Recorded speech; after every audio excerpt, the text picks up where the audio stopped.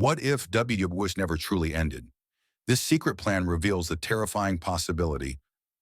The day the war was supposed to end, May 9th, 1945. Berlin, Germany. Smoke still drifts above the gutted skyline.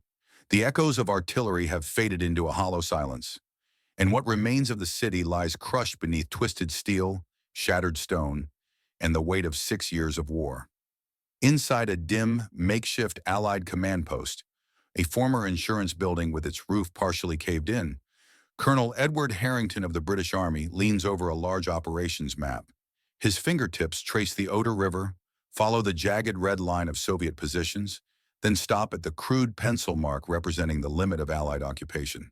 The candles flicker. Dust hangs in the air like drifting ash.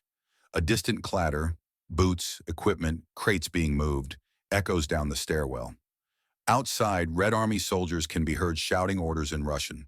Berlin may have surrendered, but peace is still an illusion. Harrington exhales, uneasy, studying the map as if it's a warning rather than a record. Because in London, something extraordinary has happened.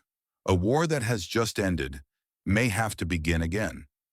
The room's battered door creaks open. Major Arthur Collins, Harrington's longtime intelligence partner, steps in with a sealed envelope pressed firmly under his arm.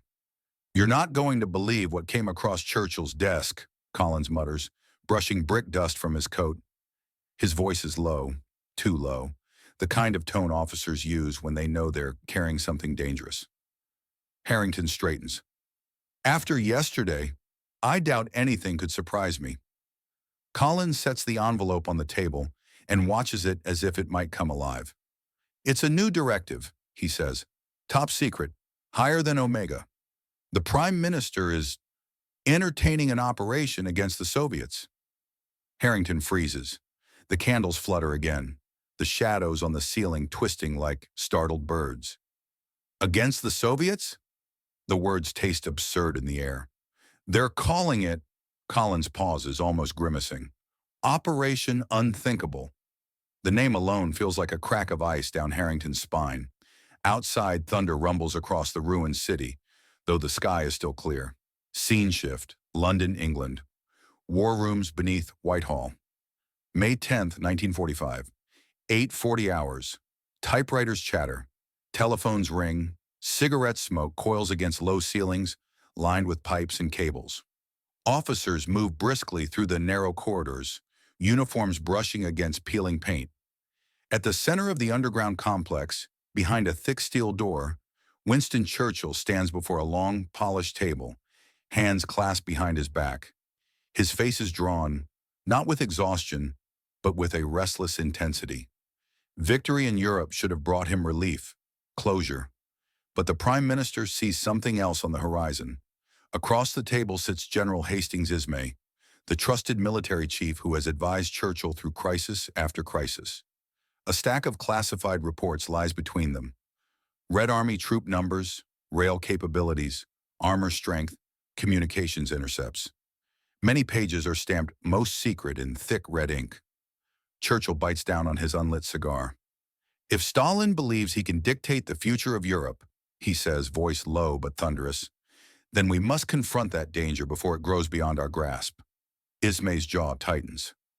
"Prime Minister, we've barely buried our dead." Churchill doesn't blink. "Then we must ask ourselves, is peace truly secure? Or is another storm gathering over Europe, one we dare not ignore?" A silence falls over the war room, the kind that feels like the moment before a gunshot. Scene shift, Soviet-occupied Poland, a highway outside Łódź, May 12th, 1945. Dawn. Rain speckles the windshield of a Willys Jeep as it bumps along a muddy roadside. On a hill overlooking the highway, British liaison officer Captain Samuel Turner peers through field binoculars. His breath fogs the lenses. Below, a seemingly endless column of Soviet armor grinds westward. T-34s, Su-76 assault guns, trucks loaded with infantry. The engines roar, tracks grinding wet gravel into gray paste. "They're not demobilizing," Turner mutters. "They're positioning." Beside him, a U.S. Army major shakes his head. "War's over, Captain." Turner lowers the binoculars slowly. Then why does it feel like they're preparing for the next one? He doesn't know yet that his reports, every notation, every detail, are being routed straight to Whitehall, straight to Churchill, straight into the foundation of Operation Unthinkable. And they are painting a terrifying picture. Back in London, War Rooms, May 14th, 1945. Late evening. A cold rain rattles the street grates above. Inside the Prime Minister's strategic planning chamber, an elite team of military analysts assembles around a large tabletop map. They include Lieutenant General Sir John Kennedy, Director of Military Operations, Major General Sir Leslie Hollis, expert in Joint Force Planning, Air Marshal Norman Bottomley, RAF Strategic Operations Chief, several intelligence officers from MI3, MI14, and Ultra Intercept teams. Kennedy taps the map with a pointer. The Soviets now possess more than 300 divisions in Europe, many bloodied, yes, but battle-hardened, aggressive, experienced. Their numerical superiority alone is staggering. Air Marshal Bottomley adds, "And if we strike first, Prime Minister, they can reinforce faster than we can. Their logistical web across Eastern Europe is already in place." Ismay folds his arms. The United States won't commit to an offensive against the Soviets. Not now. Their public won't accept it. Churchill paces. Then we prepare for the worst. If Stalin chooses expansion over cooperation, we must have a response ready. Britain cannot face such a threat blind. The planners exchange uneasy glances. They have seen disaster before. They know what a miscalculation looks like. Kennedy finally breaks the tension. "We can draft a plan, Prime Minister, but I must warn you, the opening phase will be brutal." Churchill stops. "Define brutal." Kennedy meets his gaze. The operation begins with a massive assault, 50 Allied divisions punching toward Berlin to break the Soviet line. Casualties will be catastrophic, within weeks, perhaps days. The room is silent. Even Churchill hesitates. Operation Unthinkable is no longer a theoretical concept. It is taking shape, bloody, vast, and unimaginably dangerous. The plan that could have reignited the world. May 15th, 1945. Whitehall, London, 0620 hours. Dawn slips through narrow basement windows, casting pale beams across stacks of classified documents. The strategic planning chamber is still heavy with fatigue. Empty teacups and burnt-out cigarette stubs fill metal trays. Lieutenant General Sir John Kennedy rereads the initial draft of Operation Unthinkable, tapping his pencil nervously. An offensive toward Berlin, encirclement operations against Soviet spearheads, reliance on remaining German divisions.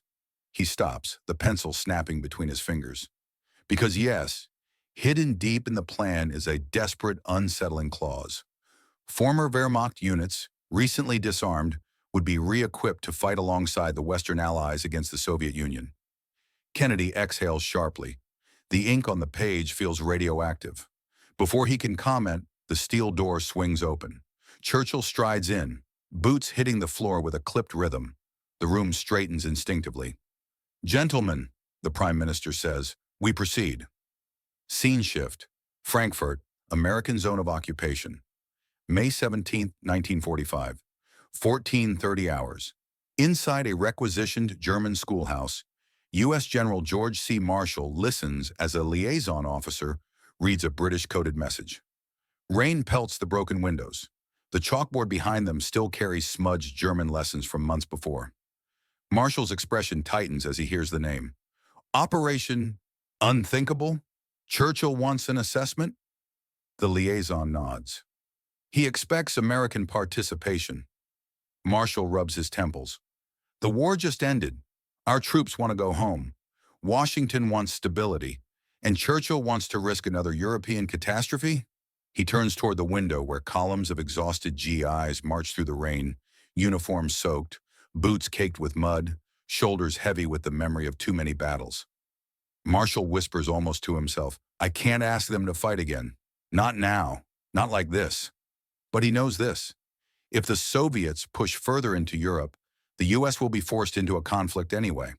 That tension, restraint versus survival, becomes the silent heartbeat under every discussion. Scene shift. Moscow. Kremlin, Stalin's inner office. May 18, 1945. Midnight. The thick red drapes are drawn tight. Map tables glow under brass lamps. Joseph Stalin sits at the head of a polished desk, reading intelligence summaries delivered by the NKVD. He pauses on one report. Increased British military mapping in northern Germany. Heightened communications among Allied ground forces. Reinforcement of logistics nodes. Stalin narrows his eyes. Churchill is moving pieces on the board, he mutters. Molotov, seated nearby, answers carefully. He fears our influence in Poland, in the Balkans. He always has. Stalin's fingertips drum the desk. Fear is healthy. Fear keeps him cautious. A long silence. Then Stalin adds, but if the British push us, even slightly, we will crush them before the Americans can respond. At that moment, the world's future sits balanced on the edge of a knife, one misunderstanding away from apocalypse. Scene shift. British 7th Armored Division, Lübeck, Germany, May 19, 1945. Early morning. Fog settles over the harbor, quiet except for gulls and the distant thrum of engines. Tanks from the famed Desert Rats sit in rows, their hulls still painted with sand-scoured markings from North Africa. Corporal James Whitaker, age 24, scrubs mud off a Cromwell tank's glacis plate. The war is finished, he thinks. Finally finished. His commander, Captain Roland Pierce, approaches with a clipboard. Orders from London, Pierce says. We're not standing down yet. Whitaker frowns. Why not? Berlin's fallen. Pierce hesitates as if unsure whether the truth should be spoken aloud. It's the Russians, he finally says. Higher-ups think we might have to confront them. Whitaker stares at him. But they were our allies. We just won the war together. Pierce closes his eyes briefly. Wars end. Interests don't. For the next several days, frontline units across northern Germany receive similar coded messages. Hold positions. Reinforce supply lines. Maintain readiness. No one knows why. Rumors spread like wildfire, and none of the soldiers realize they are being quietly placed on the starting line of a new undeclared war. Scene shift. London. Joint Planning Staff Room. May 22, 1945. 10:15 hours. The final draft of the operation is complete. A thick binder, cold to the touch, lies on the table. Its title, Operation Unthinkable, Master Plan. Kennedy, Hollis, Ismay, and the senior planners stand around it like men examining a weapon too dangerous to hold. Kennedy turns the pages slowly. Objective: force the Soviet Union to withdraw to pre-war borders. Primary strike: a massive Allied advance into Soviet lines on July 1, 1945. Secondary clause: rearm 10 German divisions to assist. Risk assessment: extreme. Casualty projections unacceptable. Hollis exhales. If we launch this, he says, we ignite World War III. The room is silent as Churchill enters. He lays one hand on the binder. His face is layered with exhaustion. Fear, too, though he would never say it. Gentlemen, Churchill says, history will judge us not only by the wars we fight, but the dangers we refuse to face. Kennedy closes the binder gently. Prime Minister, this plan is a death sentence. For millions. A long silence. Churchill looks at the map of Europe one more time. The borders drawn not in ink, but in blood. Then he whispers, almost to himself, is this peace, or merely the pause before the next storm? The room does not answer, because no one knows. The moment the world stepped back from the edge, May 23, 1945, 0510 hours, London, Cabinet War Rooms. The fluorescent lamps hum weakly as Lieutenant General Sir John Kennedy stands alone at the long planning table. The operation binder, thick, heavy, ominous, rests beneath his hand, as if physically trying to pull the room toward a darker future. He opens to the final pages. Contingency scenarios, worst-case outcomes, calculations of Allied mechanized losses in the first 48 hours. The numbers are brutal, unforgiving. Kennedy whispers the line he has read a dozen times. The Allied position would become untenable within 10 to 14 days of engagement. He rubs his tired eyes. Britain is exhausted, industrially, financially, emotionally.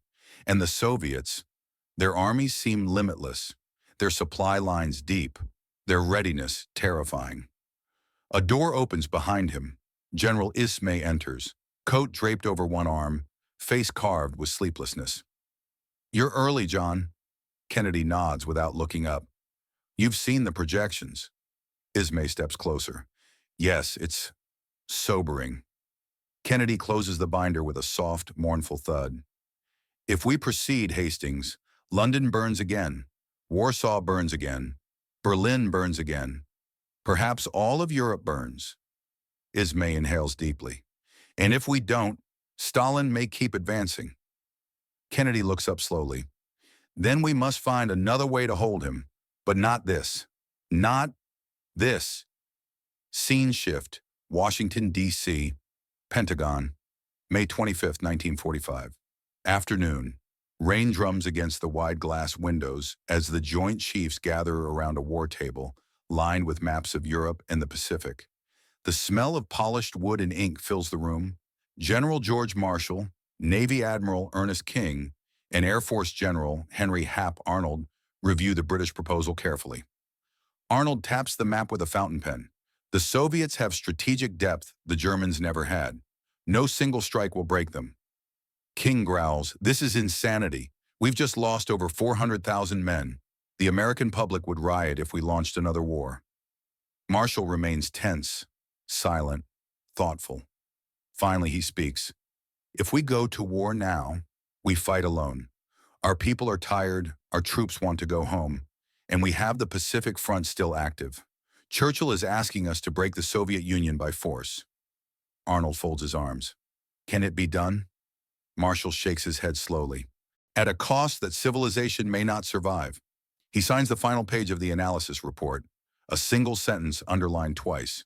"The United States cannot support Operation Unthinkable." Scene shift, Prague, a quiet rail yard, May 27, 1945. Dusk. Soot floats lazily above idling trains. Soviet guards lean on their rifles, watching the horizon. Their silhouettes are stark against the amber sky.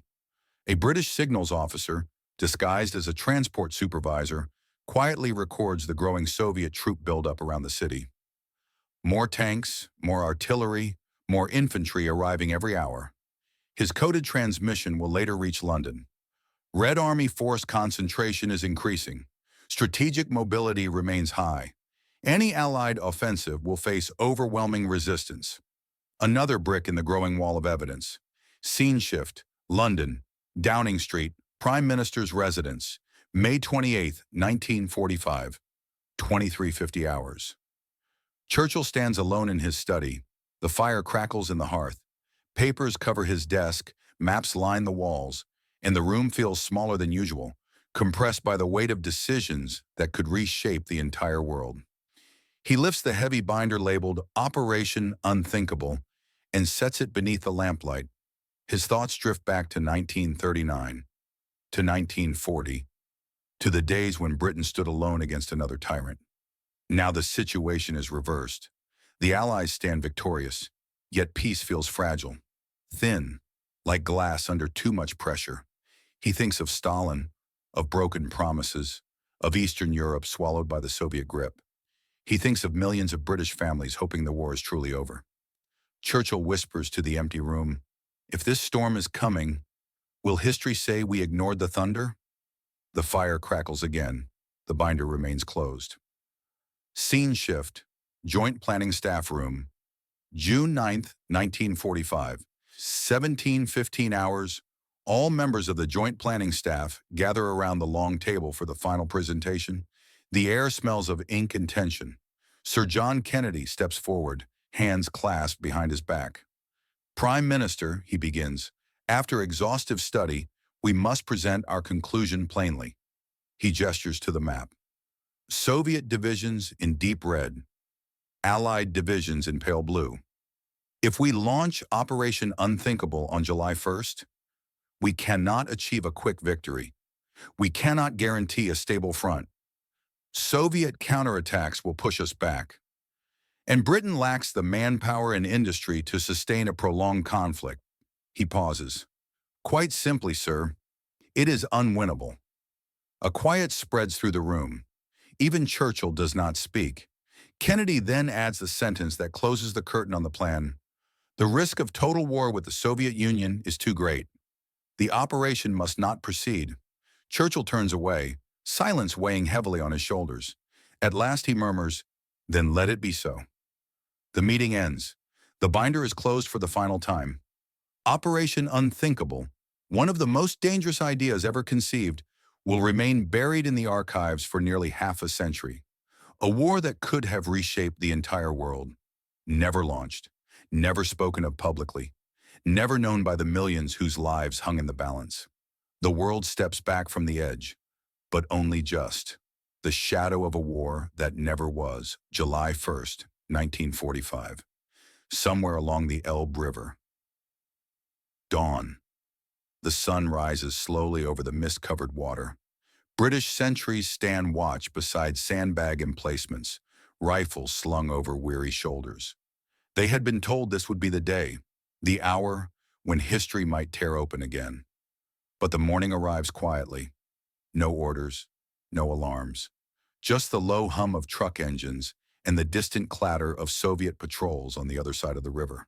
Corporal James Whitaker, the young tank operator who only weeks earlier feared another catastrophe was coming, sits atop his Cromwell turret, watching a pair of Red Army soldiers smoking across the water. They glance back at him, not hostile, not friendly, simply tired. Whitaker mutters, "We almost went at it again, didn't we?" Captain Pierce, standing beside him, doesn't answer. He just keeps watching the river flow, slow and indifferent, as if it alone understands how close the world came to burning all over again. Scene shift, Whitehall, Joint Intelligence Committee Room, July 3rd, 1945. A thick summer heat lingers. Air circulators buzz quietly against the paneled walls as members of the Joint Intelligence Committee sift through the operational binders one final time. Stamped across the cover in deep red ink. Closed, not to be implemented. Major General Sir Leslie Hollis runs a finger along the title, feeling the weight of what almost happened. Even planning this was madness, an analyst whispers. Perhaps, Hollis replies, but sometimes you must look into the abyss to understand how close you stand to it. As the staff begin packing the documents for sealed archival storage, someone asks what will happen to the files. "They'll be locked away," Hollis says. "No one outside this building will know how close we came." "How long until they're opened?" Hollis exhales slowly. "Decades, perhaps longer."